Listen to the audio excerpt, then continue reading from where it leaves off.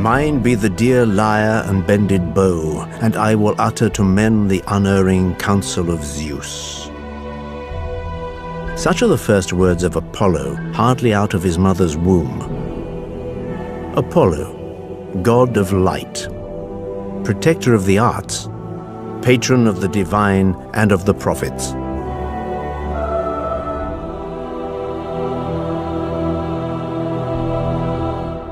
The sun beats down on the newborn babe, or rather babes.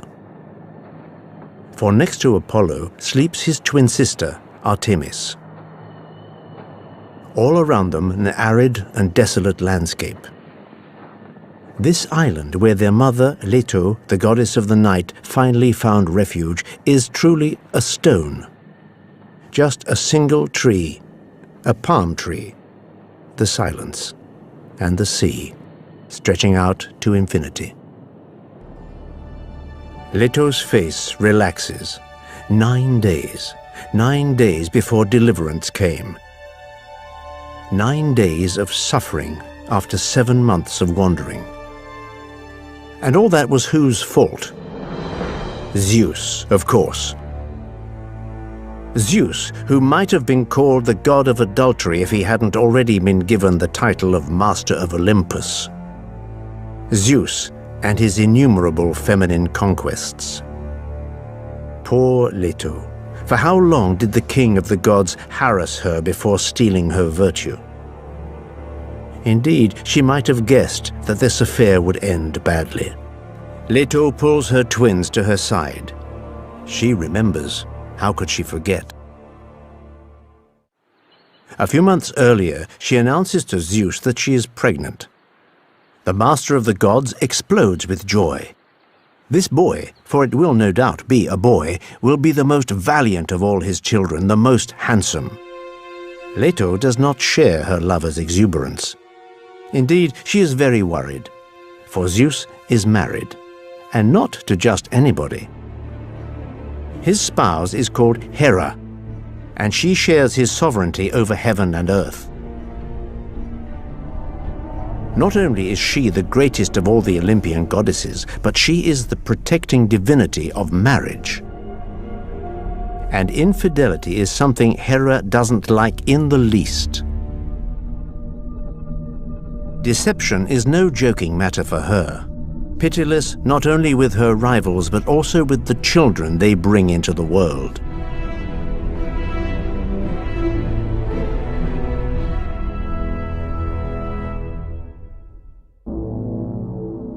Of course, Leto could have pointed out that she hadn't wreaked havoc in an otherwise untroubled union.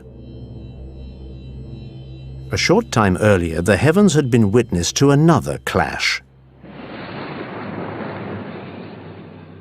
Having learnt that Zeus was on the point of committing a new infidelity, Hera had called upon Athena, Poseidon, and numerous other divinities for help. Together they had tried to chain Zeus. Alas, the project failed, and it didn't take long for the Master of Olympus to retaliate. As Hera was at the origin of the conspiracy, Zeus suspended her over the clouds, an anvil attached to each ankle. Despite her cries, no god dared come to her aid.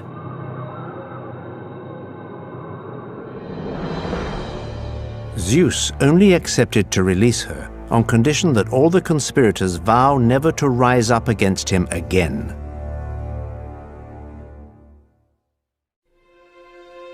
Leto's fears turned out to be justified. Zeus's cries of joy upon learning that his mistress is pregnant have reached as far as Hera's chamber, right up there on Olympus. Yet more deceit. This time, the goddess promises, her anger will know no bounds. To start with, she threatens bloody reprisals against anyone who offers Leto asylum. Next, she calls up a monster from the depths of the earth. Python the serpent. And she sets it on the heels of the unfortunate woman.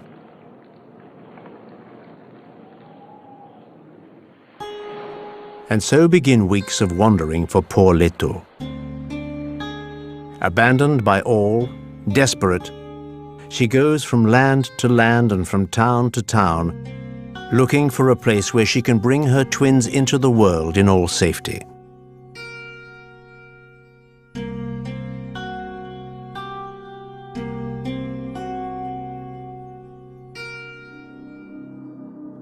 But her path is strewn with closed doors and evasive glances. No one dare brave the anger of Hera. Leto struggles on, begging, until, already stricken by the first pains, she reaches a little island in the Aegean Sea by the name of Asteria.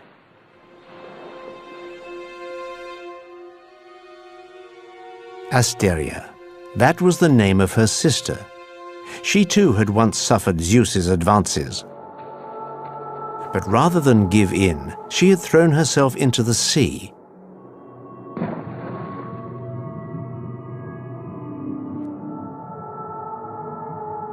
At the place where she fell had appeared the island of Asteria.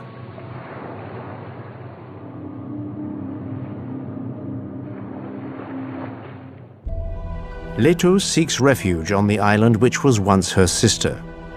She lies down at the foot of a palm tree. She first gives birth to a girl, Artemis, and then a boy, Apollo. So here he is, this magnificent god, this god of light, of music, and of poetry. 7 days later, and he's already out of nappies. He's already a superb boy with extraordinary strength.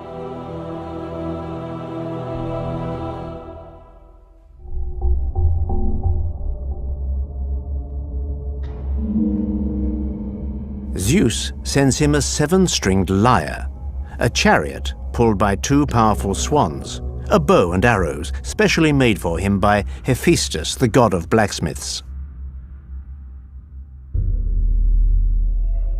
Immediately, Apollo decides to leave.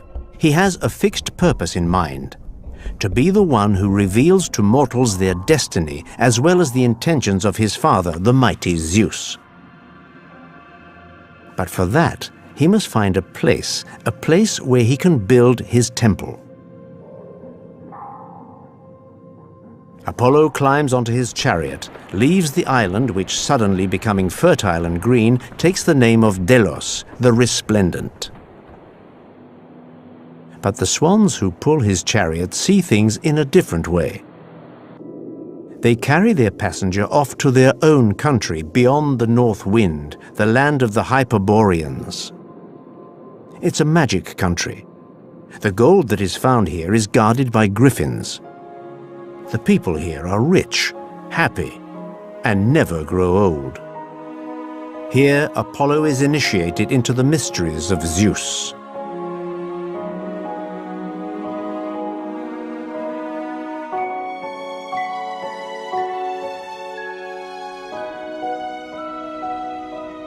Then he continues his journey. He arrives at a splendid spring lost in the middle of a deep forest. The place is guarded by a nymph. Her name is Telphusa. When Apollo informs her that he intends to build a magnificent temple here, the nymph, offended that a greater divinity has come to compete with her, persuades him that the place, though beautiful, is terribly noisy. She sings the praises of another site very close by, at the foot of the gorge of Mount Parnassus. Apollo sets off again. He doesn't know it, but the nymph has just laid a trap for him.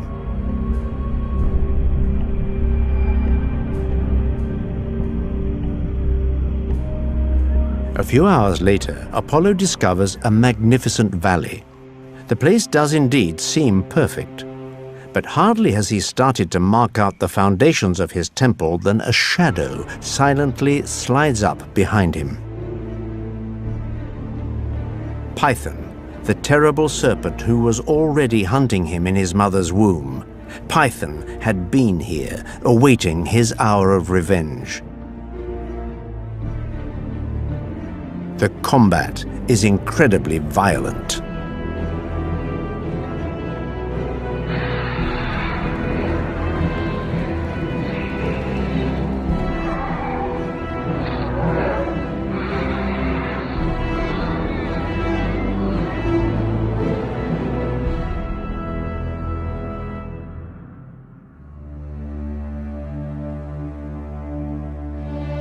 Apollo's triumph is absolute.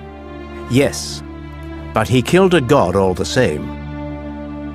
Gaia, the Mother Earth, who gave birth to this monster, is furious. She immediately reports this offense to Zeus. Zeus orders his son to go to the Vale of Tempe to purify himself. Apollo does more than this. He establishes the Pythic Games in memory of his beaten adversary. But what is a sanctuary without a priest?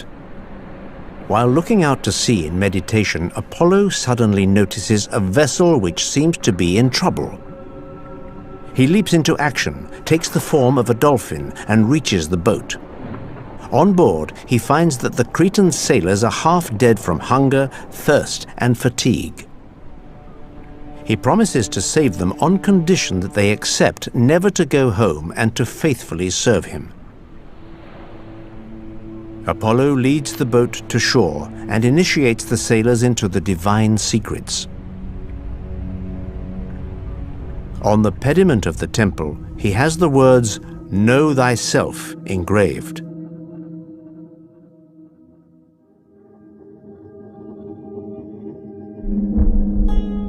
An errant god, roaming the countryside, Apollo undoubtedly understands better than most the profound meaning of this maxim.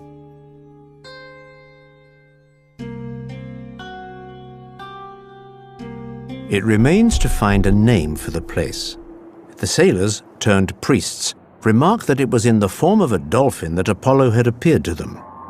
Dolphin, Delphis in Greek. Apollo approves.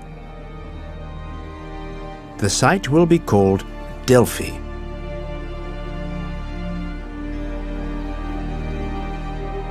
Delphi is soon to become the most venerated place of worship in all Greece. People hasten there from the four corners of the earth to know the destiny reserved for mortals by the gods. For that, one needs to question the oracle of Delphi, the famous Pythia. It is through the mouth of this oracle that the god is supposed to express himself.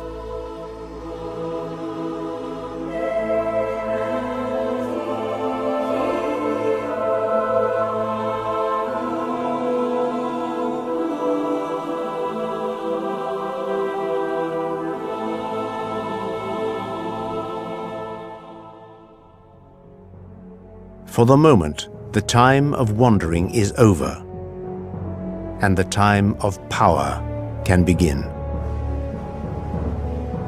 Apollo makes a triumphant arrival on Olympus at the assembly of the gods. He is at the height of his glory. Alas, everyone has their dark side, even the gods. And although with his lyre Apollo enchants the immortals' stay, with his bow he renders men's lives impossible. And one quickly discovers that behind the delightful poet who frolics with the muses hides a bloody and violent archer. A queen, the arrogant Niobe, will learn this to her cost, and she won't be the only one. Niobe reigns over the town of Thebes. She had once been loved by Zeus, but had not deigned to give him children. However, Niobe was fertile. With her husband Amphion, she had brought into the world no less than 14 children. One day, spurred on by jealousy and grievance, Niobe boasts of her prodigious fertility and taunts the goddess Leto, who only has 2 twins, Artemis and Apollo. an unpardonable offense in Apollo's eyes. While Niobe's children are accompanying their mother on Mount Sipylus, Apollo approaches them and, without any qualms, bends his bow and lets fly his arrows. 14 arrows, 14 children. Total carnage.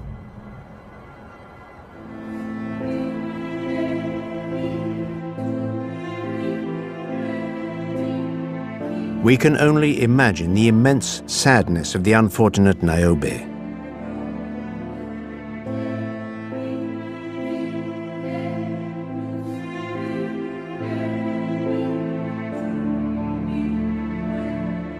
Prostrate, she refuses to leave the tomb of her assassinated children and bewails them day and night until Zeus, taking pity on her, turns her into a rock streaming with tears.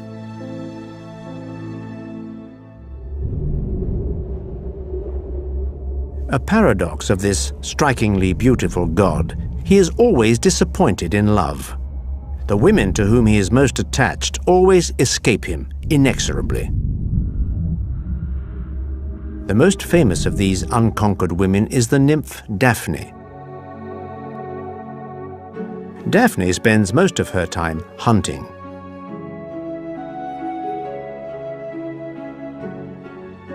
However, one day, Eros, the young god of love, who Apollo constantly teases for his weak archery skills, decides to play a game on the proud seducer. He pierces Apollo's heart with a golden arrow, which makes him fall in love with Daphne. Then he strikes Daphne with an arrow of lead, which renders her insensible to love. Apollo tries to court Daphne, but she obstinately refuses him. To avoid the god's persistent advances, she flees. Apollo chases after her.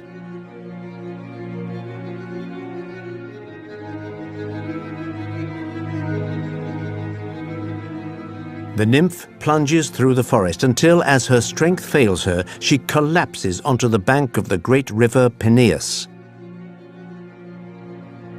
With Apollo only a few steps behind her, Daphne fervently calls upon her father, the god of the river Peneus. And the god hears her. In a thunder of water and spray, Peneus surges out of the water, and with the point of his scepter touches her breast, just at the level of her heart, right where Eros's arrow had struck. The beautiful Daphne feels her members stiffen. Her fine tunic slides from her haunches and her body suddenly becomes covered with rough grey bark. Her arms stretch out into branches, her hands become vines. Her blood turns into sap, and her ankles enroot themselves in the warm grass of the riverbank. Her father has just changed her into a magnificent laurel tree.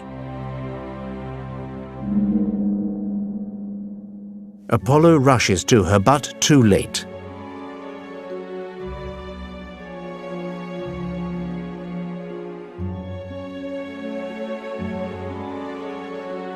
He can only grasp the smooth, frozen trunk.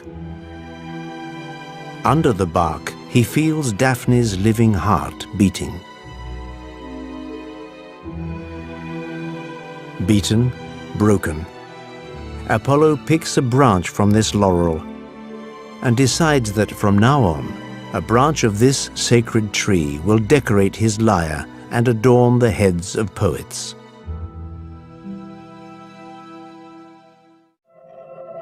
Turbulent, violent. It is time for somebody to bring this overtly impulsive god to heel. Who could be better placed than his father, Zeus?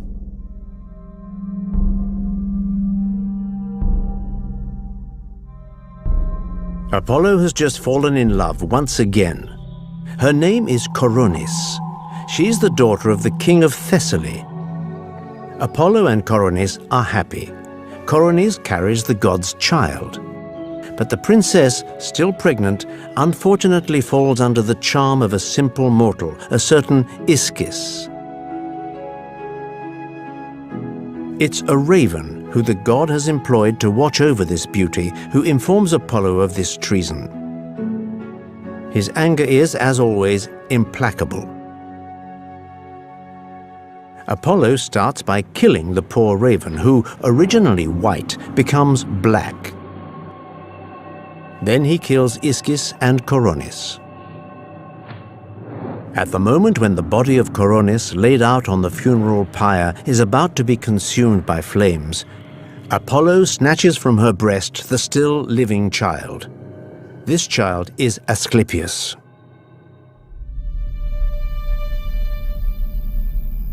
Apollo is shaken by this fresh tragedy. Once again, he has lost the woman he loved. But he still has the child. Asclepius learns the greatest secrets of medicine. And soon, he proves to be so gifted that he personally discovers the most incredible and insane remedy, the dream of humanity: how to resuscitate the dead. And he doesn't hesitate to use it. Asclepius resuscitates Orion, Hippolytus, Tyndareus, and then Lycurgus. Hades, the master of the underworld, is furious. What is happening is very serious. Asclepius is shaking the order which reigns between the gods and men. It is out of the question to let him carry on. Hades protests to Zeus. The master of Olympus shares his anger. Asclepius has gone much too far. So, without hesitation, Zeus strikes down the medical genius with a thunderbolt.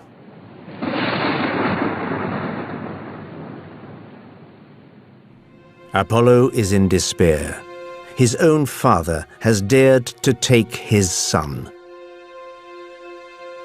To take vengeance on Zeus, Apollo targets the Cyclops, those one-eyed creatures who had forged the thunder for the master of Olympus, and assassinates them one by one.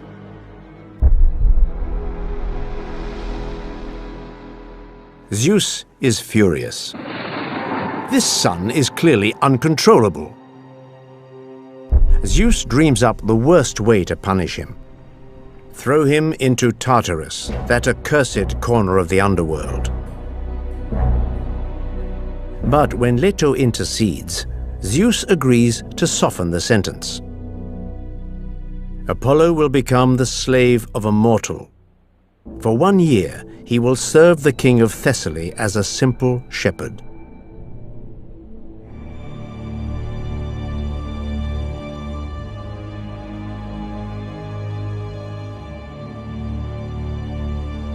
All is tragedy in the life of this god. All is complexity. Even in his loves, which are not limited to the feminine gender. For Apollo also loves men. 2 of his lovers come to dreadful ends, Hyacinth and Cyparissus.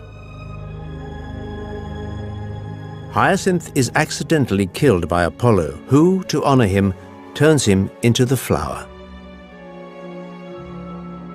As for Cyparissus, in despair at the death of his favorite animal, he begs Apollo to put him to death. The god refuses, but faced with his friend's insistence, turns him into a cypress tree.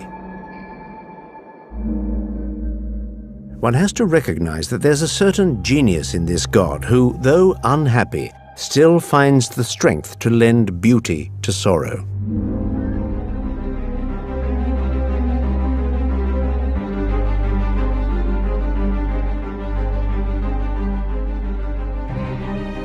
So, far from the clichés which depict him as a solar god, a god of purity and of beauty, Apollo cultivates paradoxes in the same way as mortals do.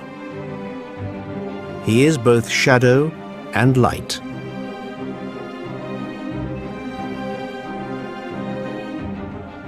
Apollo is the god of many faces.